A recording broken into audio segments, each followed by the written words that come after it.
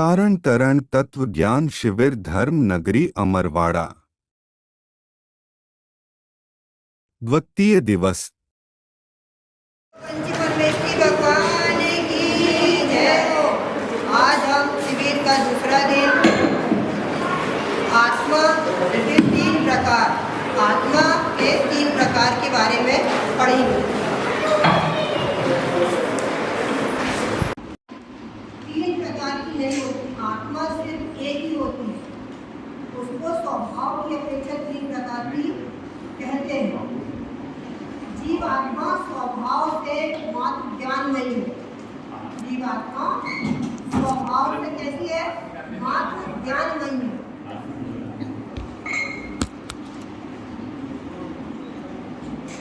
कैसी है? ज्ञान नहीं है। परंतु अपने ज्ञान का बोध, अपने स्वभाव का बोध न होने के कारण जिन परिणामों में हमेशा तन्मय रहती है, अब जिन भावों में परिणमित होती है, उसकी अपेक्षा उस रूप से उसकी पहचान की जाती है। किसकी अपेक्षा? जिन भावों में तन्मय रहती है उस अपेक्षा में वर्तमान में उसकी पहचान की अपेक्षा से, पर्याय की दृष्टि से, पर्याय की अपेक्षा से आत्मा के 3 भेद कहे गए हैं। कितने भेद कहे गए हैं? 3। कौन कौन से? और आत्मा कैसी है? आत्मा मात्र ज्ञान नहीं है, सिर्फ उसका काम है देखना और जानना। जीव का काम क्या है? सिर्फ देखना और जानना।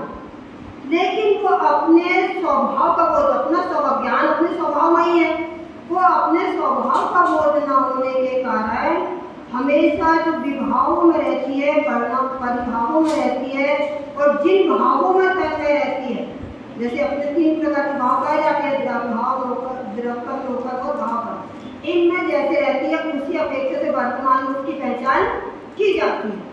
समझ में आ रही है हमारी भाषा? अपन यहाँ प्रवचन नहीं कर रहे हैं, अपन क्या कर रहे हैं? शिक्षण के लाभ। अगर किसी को कोई डाउट हो तो वो हमसे पूछ सकता है। हमसे ना पूछे, हमारे गुरुदेव महाराज जी बैठे हैं, उनसे पूछ सकता है। ठीक है? इसमें सबसे पहले है किसकी अपेक्षा कही गई है? पर्याय की अपेक्षा। पर्याय मतलब शरीर की अपेक्षा। आत्मा कैसी है? कितनी है? बोलो। एक। किसकी अपेक्षा कही गई है? ज्ञान की। पर्याय की अपेक्षा 3 प्रकार की कही गई है। और आत्मा है कैसी? ज्ञान स्वभावी एक, जिसमें क्या है? सिर्फ जानना और देखना। इतना समझ में आ गया? आत्मा कैसी है? ज्ञान नहीं है। और किसकी अपेक्षा कही गई? 3 प्रकार की। पर्याय की अपेक्षा। अब पर्याय की अपेक्षा अपन बताते, जैसे संसार में हर चीज क्या चाहता है? सुख चाहता है। क्या चाहता है? सुख। हर जीव संसार में सुख चाहता है, दुखी रहना कोई भी नहीं चाहता। लेकिन अपने स्वभाव का, अपने जो ज्ञान मार्ग में जो सुख का बोध है, जो ज्ञान मार्ग का जो सुख का बोध है, उसका यथार्थ बोध न होने के कारण, किसके कारण? कि सुख का सही मार्ग क्या है? मुझे सुखी रहना है। कैसे रहना है? सुखी रहना है। लेकिन सुखी का सही मार्ग न होने के कारण जीव हमेशा क्या करता है?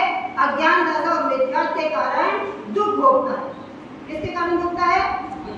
अज्ञान और दुख के कारण। इसी प्रकार से कहा गया है कि उसको अपना यथार्थ बोध न होने के कारण, अर्थात अपने स्वभाव का बोध न होने के कारण, किसके कारण? अपने स्वभाव का, अर्थात अपनी आत्मा का बोध न होने के कारण उसको हमेशा दुखी रहता है। जबकि आत्मा का स्वभाव कैसा है? हमेशा सुखी रहने का।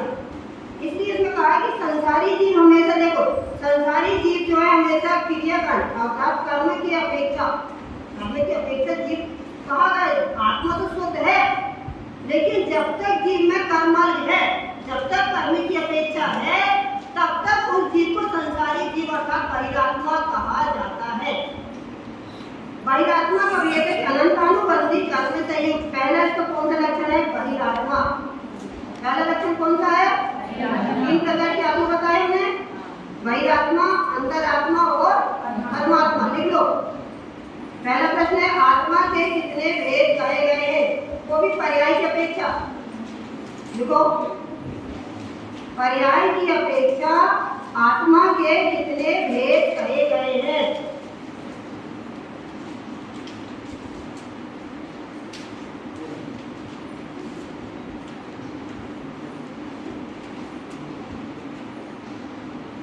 हो गया। वैसे सबको कल डाल दिए थे ग्रुप में, सबने पढ़ के आए हैं, फिर भी हम इसमें मोटी मोटी बात बता रहे हैं। पूरी चीज हम इसके समय के अभाव कारण पूरी चीज नहीं बता पाएंगे। इसमें 3 प्रकार के कहे गए हैं। इसमें पहला है बहिरात्मा, दूसरा अंतरात्मा और तीसरा परमात्मा। अब हम पहले का स्वरूप समझा रहे हैं। पहला है बहिरात्मा, हेडिंग डाल दो।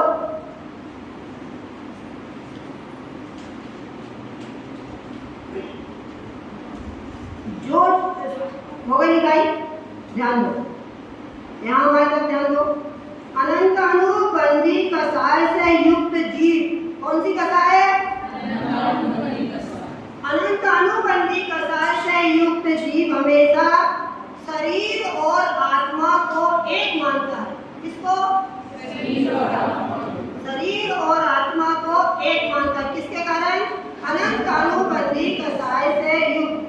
अनंत अनुबंधी कसाय होने के कारण जीव हमेशा शरीर और आत्मा को एक मानता है। ओके, इसलिए इस कारण शरीर और आत्मा के एक मानने के कारण इसे बहिरात्मा कहा जाता है। बहिरात्मा क्या जाएगा?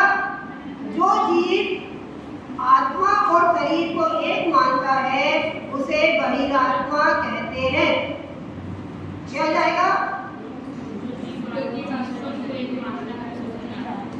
जो आत्मा और शरीर को किसके कारण? अनंत अनु कसाय और मिथ्या के कारण ना। कैसे मानता है उसको? एक मानता है। ये कौन क्या जाएगा? ये कौन से लक्षण हो अपना आत्मा का? पहला लक्षण, ठीक है। और कैसे रहता है? जो निगोदिया जीव, सुनो, लिखाई बंद कर दो, थोड़े समझ लो, लिखा जाएगा।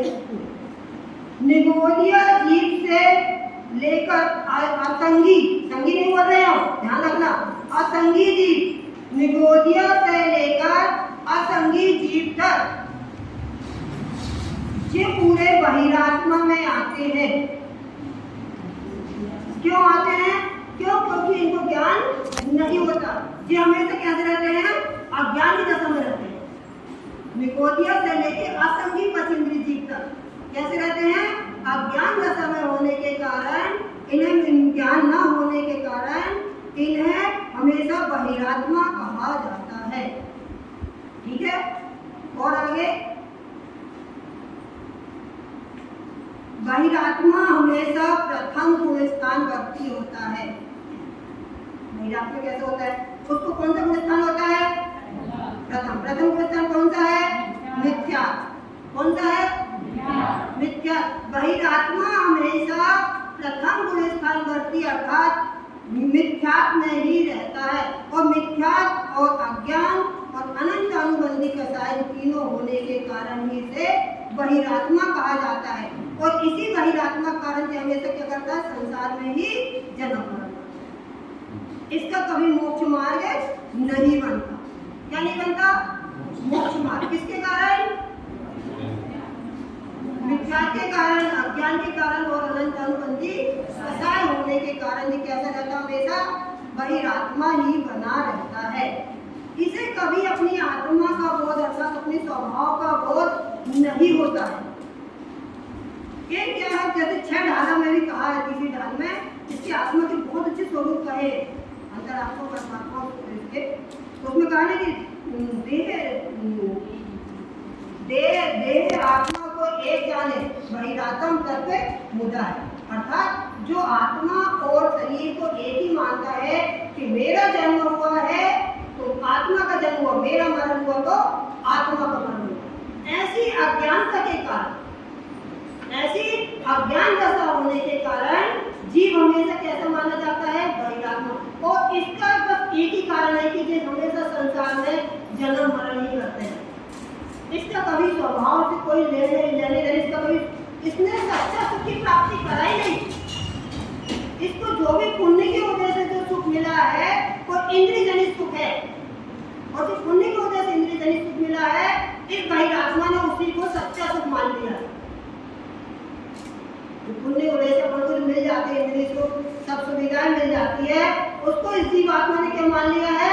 सच्चा सुख मान। सच्चा सुख को इसको अभी तक बोध ही नहीं हुआ कि मोक्ष में जो अतीन्द्रिय आनंद सुख होता है वो कैसा होता है।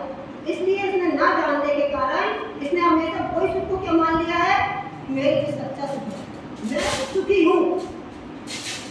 पुण्य की वजह से जो सुख मिला उसको क्या मान लिया है कि मैं सुखी हूँ। वास्तव में क्या वो सुखी है? इंद्रिय जनित सुख से क्या कभी सुख होता है? इसमें एक प्रश्न भी कहा है, आत्मा त्रिविधि प्रोक्तम से परु अंधो वै आत्मा परिणामम जाम च तिष्ठन्ते तद्गन्ति गुण संयुक्तम। श्रावकाचार्य की 47 से 51 नंबर की कविता है थे। इसमें भी आत्मा के 3 प्रकार कहे गए हैं। आत्मा के 3 प्रकार कहे गए, किस अपेक्षा से कहे गए हैं कि आत्मा अंतरात्मा, परमात्मा और बहिरात्मा। इसमें जैसे गुण में वो परिणमित करता है, जिस भाव में आत्मा को जिस परिणाम में वो है परिणमित होता है, जिस गुण से वो संयुक्त होता है, उस रूप से 3 प्रकार की आत्मा को कहते हैं। श्रावकाचार्य की 47 से 51 नंबर तक की गाथा इसमें वर्णन किया, जिसको देखना हो देख सकते हैं। ठीक है, बहिरात्मा सब समझ में आ गया? किसी कुछ पूछना है? बहिरात्मा के संबंध में अगर किसी कुछ पूछना है पूछ सकते हैं। अब इसकी अपन परिभाषा लिखेंगे 3 पॉइंट। पहली अपन ने लिख लिए हैं, जो अनंतानुबंधी प्रसार से युक्त रहता है उसे मिथ्या कहते हैं। दूसरी इसकी विशेषता क्या है? बहिरात्मा हमेशा प्रथम गुण स्थान अर्थात मिथ्या है। दूसरा क्या है? हम जल्दी बोल रहे हैं, धीरे बोल रहे हैं? थोड़ा धीरे बोलें। बोल दो, हम पहली बार ही बैठे कोई गलती को बता देना कि हम प्रवचन देख सकते हैं ना, हम बैठते रहिए, वो तुम्हारा खिला दे।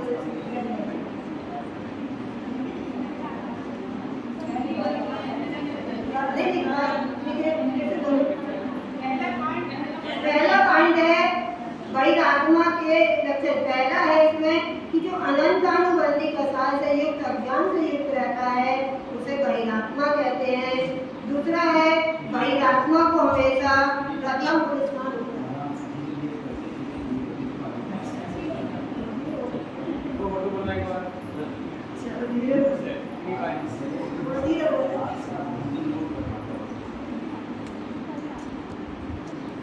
बहिरात्मा को प्रथम गुण स्थान अर्थात मिथ्या कहता है। परिभाषा लिखी होती है इसकी। शुरू वाली बोल दे फिर से, शुरू वाली हम फिर से बोल दे रहे हैं। बहिरात्मा की अनंतानुबंधी अज्ञान से रंजित जीव को बहिरात्मा कहते हैं।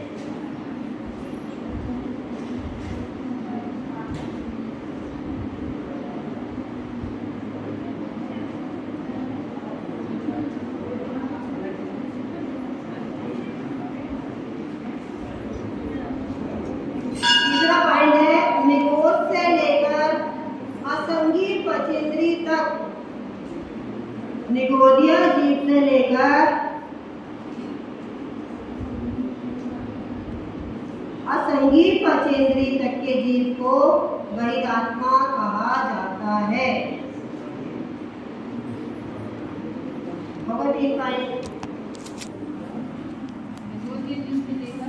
असंगी पचेंद्री जीव तक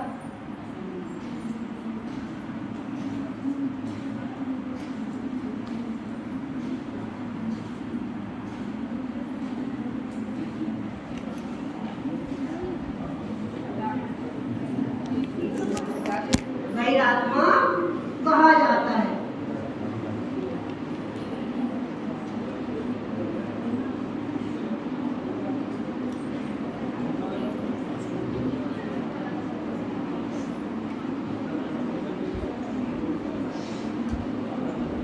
हो गया?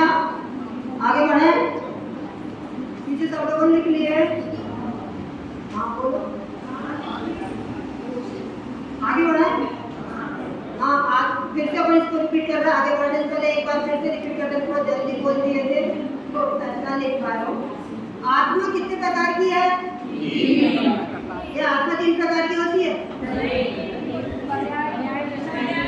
पर्याय की अपेक्षा 3 प्रकार की कही जाती है। आत्मा क्या है, कितनी होती है? एक। कैसी होती है? ज्ञान जमाती। अब इसका प्रश्न आएगा तो हम मेरे को ही बोल रहे हैं ना, फिर से बता दे रहे एक बार, हो सकता है इसका प्रश्न निकल जाए। शाम को अगर इसका प्रश्न निकल गया तो आपको उससे रहना पड़ेगा कि आत्मा के 3 भेद नहीं है, पर्याय की अपेक्षा आत्मा के 3 भेद कहे जाते हैं। आत्मा तो ज्ञानमयी स्वभावमयी से एक है। ठीक है, भाई आत्मा को हो गया। बोलो एक बार भाई आत्मा बोलो, शिव बोलो, बोलो हाँ।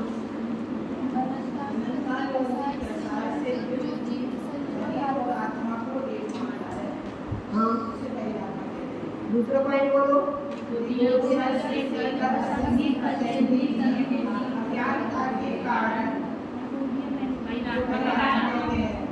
तीसरा हाँ, वैरात्मा को हमेशा प्रथम गुणस्थान अर्थात मिथ्या रहता है। आगे बढ़े आगे। ठीक है, अब इसके बाद आता है अंतर आत्मा। क्या आता है? अंतर आत्मा। वैरात्मा का अपन हो गया। अपन कौन है? अपन कौन है अभी इस दशा में? अपन कौन है? क्योंकि अभी अपन को मिथ्यात्व है या नहीं है, पर अज्ञान का जब अपन कह सकते हैं कि मैं भी वैरात्मा हूँ, लेकिन होना नहीं अपन को। क्या होना है? अंतरात्मा होना है।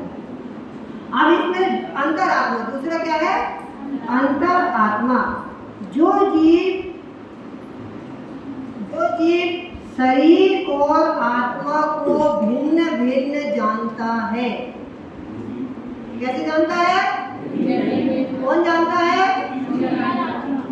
जो जीव शरीर और आत्मा को भिन्न भिन्न अर्थात अलग अलग जानता है। वही आत्मा कैसे जानता था? एक जानता था। अंतर आत्मा ने क्या जान लिया? जीव वही है, उसके भाव उसके हिसाब में, जैसे ने समझा कि ध्यान, वो ध्यान की अग्नि में जैसे उसने अपने कर्म अपनी आत्मा के स्वभाव का बोध कर लिया। उसने क्या जान लिया कि मैं अलग हूँ और आत्मा अलग है, शरीर अलग है और आत्मा अलग है।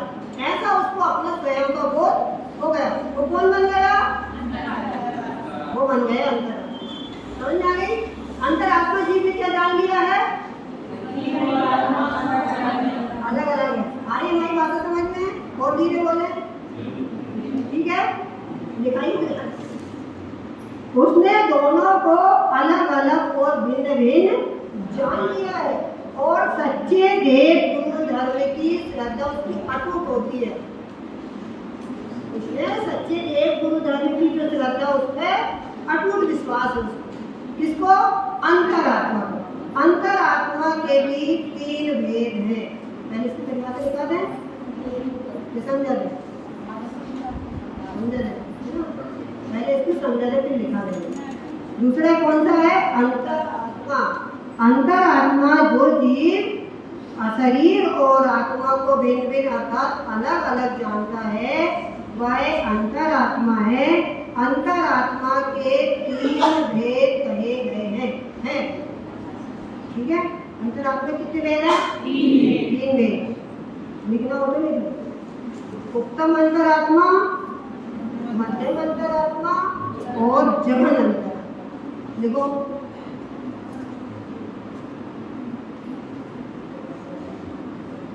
अंतरात्मा के 3 भेद कहे गए हैं। पहला उत्तम अंतरात्मा, दूसरा मध्यम अंतरात्मा और तीसरा जघन अंतरात्मा। जघन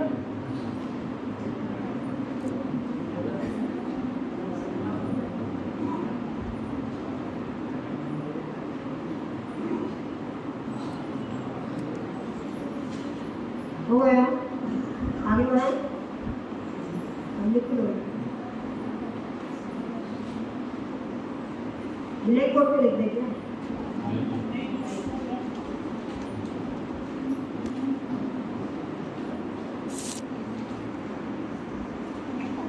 इसमें प्रथम है उत्तम अंतर आत्मा। प्रथम क्या है? उत्तम अंतर आत्मा। अब यहाँ से ध्यान देना, समझना, हमारी पहली बार हम बता दे रहे हैं, हमसे गलती हो सकती है, गलती हो तो बता देना। यहाँ से जीव साधु बन गया। क्या बन गया? साधु। अब जो साधु कौन? उत्तम अंतरात्मा। जो साधु अंतरंग और परिग्रह, अंतरंग और बहिरंग दोनों प्रकार के परिग्रह का त्यागी होता है। परिग्रह कितने वेद हैं? 2, अंतरंग परिग्रह और बाह्य परिग्रह। इन दोनों का वो त्यागी होता है। कौन होता है? साधु। कौन होता है? साधु। अंतर आत्मा के प्रथम भेद में उत्तम अंतरात्मा के अंतर्गत जो साधु अंतर और बाह्य परिग्रह का त्यागी होता है, सच्चे वेद गुरु धर्म का श्रद्धानी होता है और हमेशा धर्म ध्यान और शुक्ल ध्यान में स्थिर रहता है। किसमें?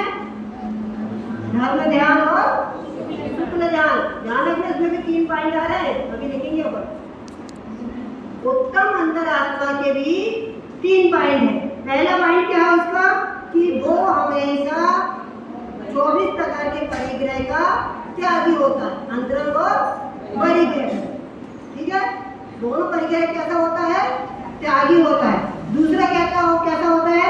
सच्चे देव गुरु धर्म का सच्चा श्रद्धानी होता है, अर्थात जिनेंद्र के वचन पर उसको सच्ची श्रद्धा होती है, उसमें वो डिगायमान नहीं होता है।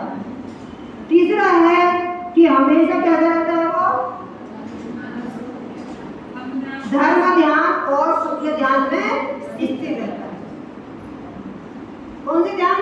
भैया ने बता दे, ध्यान के कितने में बता दे? 4 है ना। अमित भैया ने कल बच चलिए तो ध्यान के इसके अंदर का रात अच्छे वो आत्मा आ गए। कल ध्यान में अपन लोग जले, तो आज अपन लोग अंतरात्मा परमात्मा बन गए। ध्यान पढ़ लिए, ध्यान में जो हो गए, तो आज क्या हुआ? अंतरात्मा बहिरात्मा को छोड़ दिया अपन ने, अब अंतरात्मा और परमात्मा होने के मार्ग पे चल रहे हैं। शिविर अपन ने इसी के लिए लगाए कि अब बहिरात्मा को अपन को छोड़ना ही, अब कहने नहीं है, बहिरात्मा की चर्चा ही नहीं करना है। अब क्या करना है? सिर्फ अंतरात्मा और परमात्मा की चर्चा करना। तो इसमें लिखना हो तो लिख लो, उत्तम अंतरात्मा की परिभाषा। जो साधु अंतरंग और बहिरंग परिग्रह का त्यागी होता है,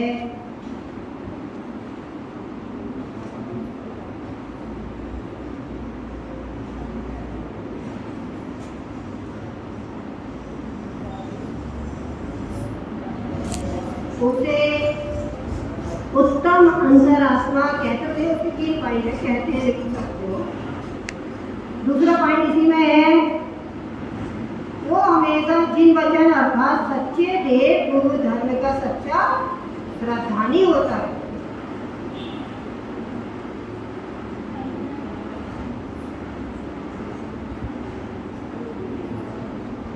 तीसरा है, दूसरा वो सच्चे देव गुरु धर्म अर्थात जिनेंद्र के वचनों का सच्चा श्रद्धानी होता है। थोड़ा धीरे बोल रहे हैं।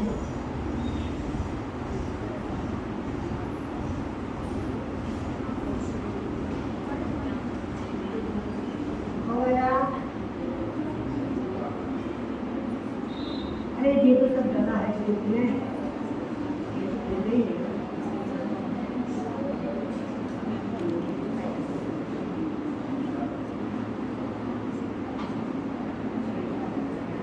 तीसरा पॉइंट इसी में है,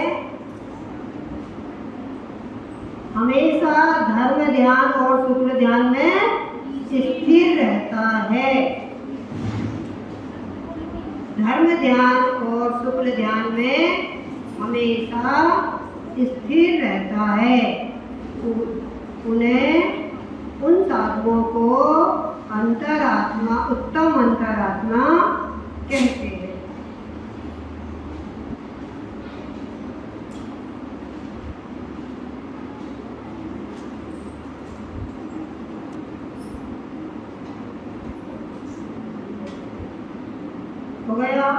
आगे बढ़े,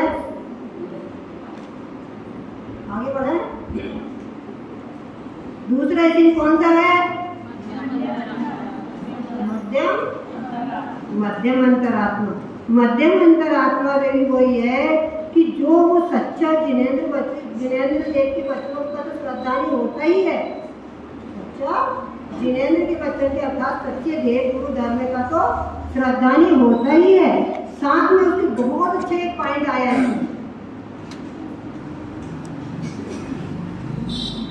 हमेशा उपशम भाव में रहता है और अपना पुरुषार्थी होता है हमेशा। देखो मध्यम की बात चल रही है, पहला तो वो भी कहलाता है सच्चे देव गुरु धर्म का अर्थात जिनेंद्र के बच्चन का सच्चा श्रद्धानी होता है, समझ लो पहले क्रम निकालेंगे। दूसरा क्या होता है? वो हमेशा उपशम भाव में रहता है और पुरुषार्थी होता है। मध्यम अंतरात्मा के भेद है, उपशम भाव में रहता है, पुरुषार्थी होता है। किसी भी प्रकार के उपसर्ग आने पर, किसी भी प्रकार के उपसर्ग आने पर अपनी प्रतिमाओं से डिगायमान नहीं होता। कितनी गजब की बात कि उसने जिस रूप में अपनी प्रतिमा लिया है, जिस रूप में वो आचरण कर रहा है, जिस उस भूमिका में वो बैठा है, कितनों भी उपसर्ग आ जाए, लेकिन मध्यम अंतरात्मा कभी भी अपने पुरुषार्थ के पूर्वक कभी भी उपसर्गों में दिगायमान नहीं होता, अर्थात अपनी प्रतिमाओं से कभी भी वो चलायमान नहीं होता है। इसलिए ऐसे साधु को मध्यम अंतरात्मा कहते हैं। कौन सी अंतरात्मा? कितने पॉइंट निकल गए इसके? 3। पहला वो भी सच्चे देव गुरु धर्म का अर्थात जिनेंद्र बंधुओं का सच्चा श्रद्धानी होता है। दूसरा उपशम भाव में रहता है, वो पुरुषार्थी होता है।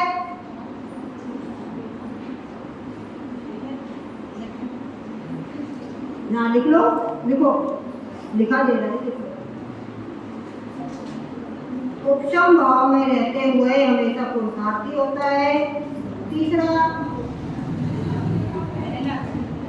पहला वही आ जाएगा, उसका सच्चे देव का सच्चा श्रद्धानी होता है अर्थात जिनेंद्र बचन का सच्चा श्रद्धानी, उसको सच्चा श्रद्धान रहता है, उससे कोई दिगायमान नहीं होता था, तो देखो कभी भी नहीं जाता। हो गया, तो टाइम हो रहा है, आगे बढ़ना बहुत।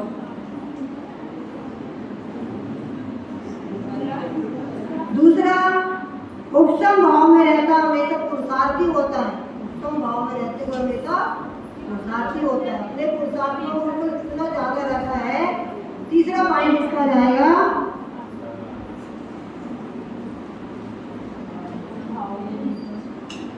अपनी प्रतिमाओं उपसर्ग आने पर, तीसरा पॉइंट उपसर्ग आने पर अपनी प्रतिमाओं से डिगायमान नहीं होता है। जिस रूप उसने मतलब समझ में हो गया। हाँ, चलायमान नहीं होता, डिगायमान नहीं होता, विचलित नहीं होता, अपने शब्दों में भी लिख सकते हो। ठीक है, लिख लिए? फिर से बोले, एक बार फिर से रिपीट करें। पहला है मध्यम अंतरात्मा की वेद है कि वो सच्चा देव गुरु धर्म अर्थात जिनेंद्र के वचनों का सच्चा श्रद्धानी होता है। दूसरा उपशम भाव में रहते हुए अपना पुरुषार्थ करता है। तीसरा उपसर्ग आने पर अपनी प्रतिमाओं से कभी भी डिगायमान या चलायमान नहीं होता है, उसे मध्यम अंतरात्मा कहते हैं। और कोई प्रश्न पूछना है? लिखाई हो गई? कुछ छूट गया हो तो बोल दो, फिर से बता दे। वैसे जो ग्रुप में डालती है कुछ महाराज जी ने, अगर किसी को कुछ छूट जाए तो उससे देख के लिख सकते हैं।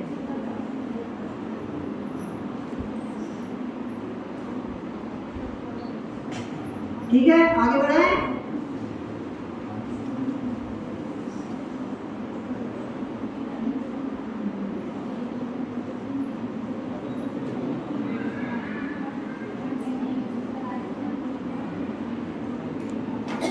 इसी में अगर एक पॉइंट और लिख सकते हैं कि वो अपना समय दृष्टि होता है,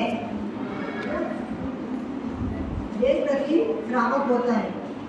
कौन मध्यम जगह का ये देश प्रति होता है, लिखना होता है, लिख लो। मध्यम में होता है देश प्रति श्रावक होता था, उसको पंचम गुण स्थान होता है।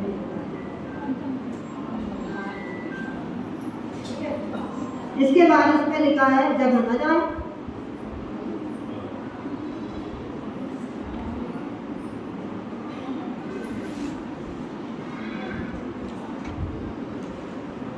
मध्यम साधु मुनिराज देश प्रति श्रावक होते हैं, पंचम गुण स्थान भरती।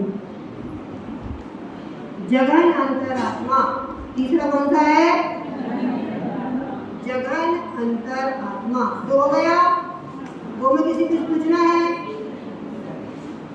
पीछे लिखाई हो गई, बढ़े आगे।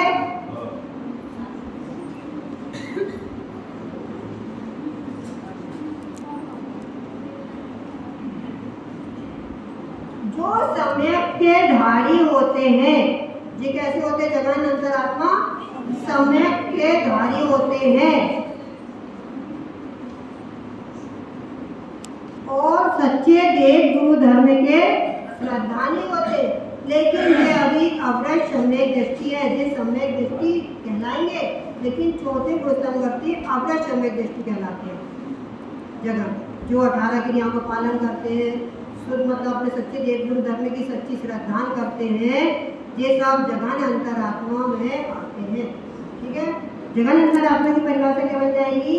जो सम्यक के धारी होते हैं, जो हमेशा सच्चे देव गुरु धर्म के सच्चे श्रद्धानी होते हैं, अवृत सम्यक दृष्टि होते हैं, उन्हें जगन अंतरात्मा कहते हैं। उन्हें जगन अंतरात्मा कहते हैं। समझ आ गई?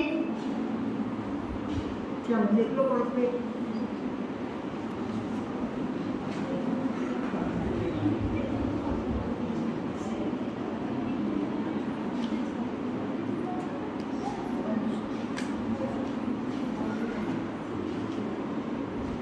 अब इससे हम पूरे 14 गुण स्थान की बता दे रहे कि कौन से में कौन सा गुण स्थान होता है। बहिरात्मा में प्रथम गुण स्थान होता है, ठीक है।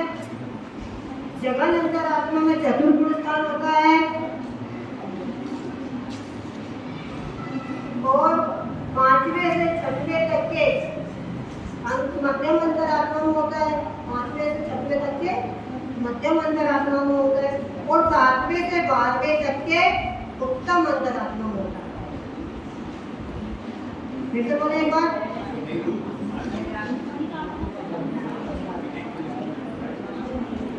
फिर से देखो, प्रथम गुण स्थान बहिरात्मा में होता है, चौथा गुण स्थान जगन से अंतरात्मा में होता है, 5वां और 6वां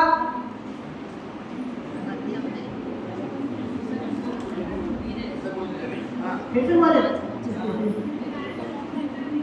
प्रथम गुण स्थान बहिरात्मा में होता है,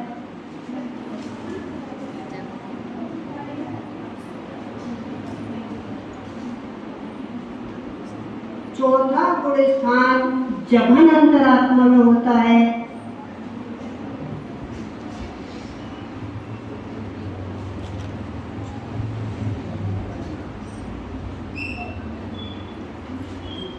पांचवा और छठवा मध्यम अंतरात्मा में होता है,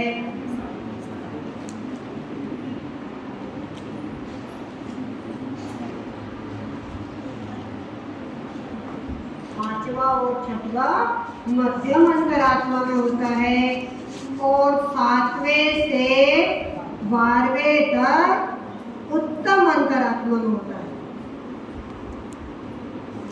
7वें से 12वें तक कौन सी अंतरात्मा में होता है? उत्तम अंतरात्मा। हो गई लिखाई? और किससे छूट गया? फिर से बोले। और धीरे बोले, समय हो जाएगा, कुछ नहीं हो पाएगा विषय, इस विषय पूरा नहीं होगा तब और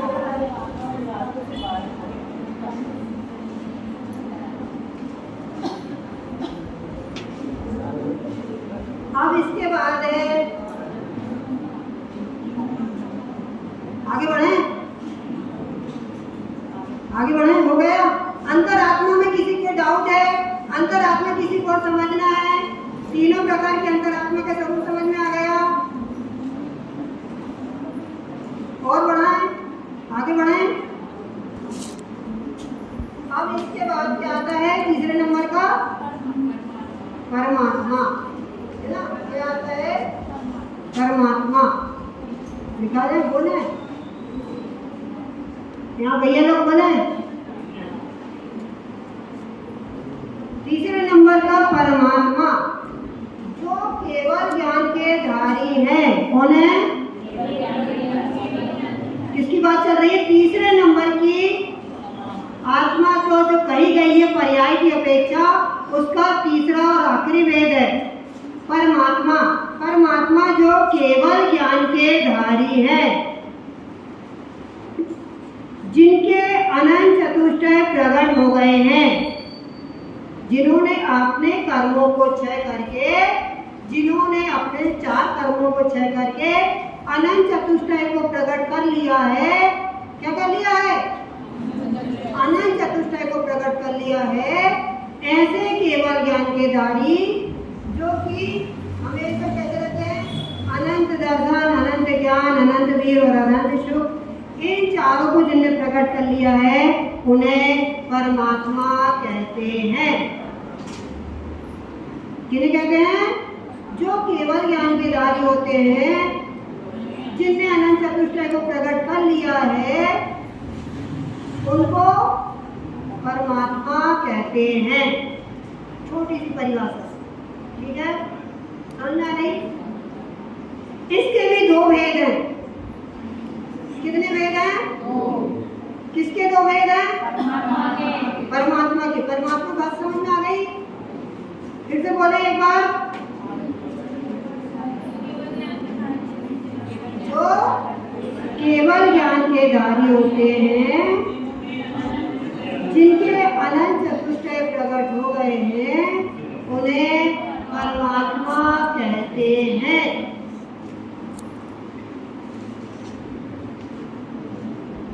परमात्मा के 2 भेद हैं, सकल परमात्मा और निकल परमात्मा। पहले परमात्मा के कौन से भेद हैं, सकल परमात्मा। दूसरा भेद कौन सा है, निकल परमात्मा। अभी 5 मिनट में अपन को अपना रिवीजन भी करना है शाम के क्वेश्चन के लिए, ठीक है। हाँ, सकल परमात्मा केवल ज्ञान के धारी, सकल परमात्मा की परिभाषा बोल रहे हैं, हेडिंग डाल लो, सकल परमात्मा। क्या डालना है हेडिंग, सकल परमात्मा जो केवल ज्ञान के धारी होते हैं और 13वें और 14वें गुणस्थान वर्ती। कौन सा, अभी अपन ने कहाँ तक पढ़ लिए थे, 12 तक। कितने होते गुणस्थान, हो गए 14। अब 13वें और 14वें गुणस्थान वर्ती सकल परमात्मा जो कि केवल ज्ञान के धारी होते हैं और कैसे होते हैं, 13वें और 14वें गुणस्थान वर्ती साधु होते हैं, भगवान होते हैं, जिन्हें सकल परमात्मा कहते हैं। ये कहलाते हैं अरिहंत भगवान। कौन कहलाते हैं, क्या विशेषता इनकी, ये भी केवल ज्ञान के धारी होते हैं और 13वें और 14वें गुणस्थान वर्ती मेरा भगवान होते, भगवान ही बन जाते हैं। जब केवल ज्ञान हो गए तो भगवान बन गए। और हमेशा कैसे होते हैं,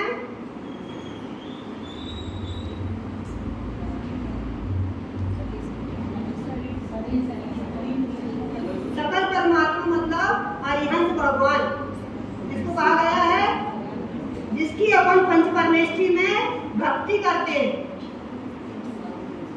सकल परमात्मा क्यों कहा इनको, क्योंकि अभी इनके 4 चतुष्टय प्रकट हुए, 4 शेष रह गए हैं, इसलिए ये शरीर शरीर कहे जाते हैं।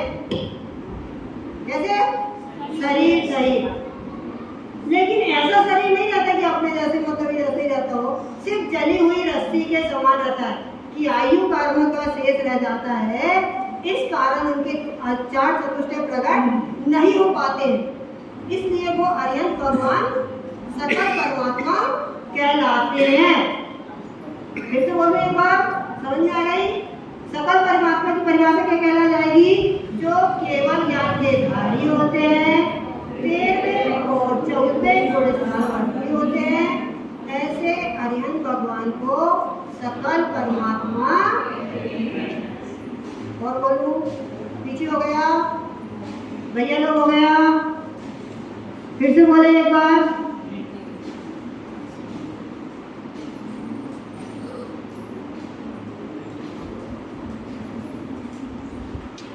दूसरा है निकल परमात्मा, बढ़े आगे, निकल परमात्मा।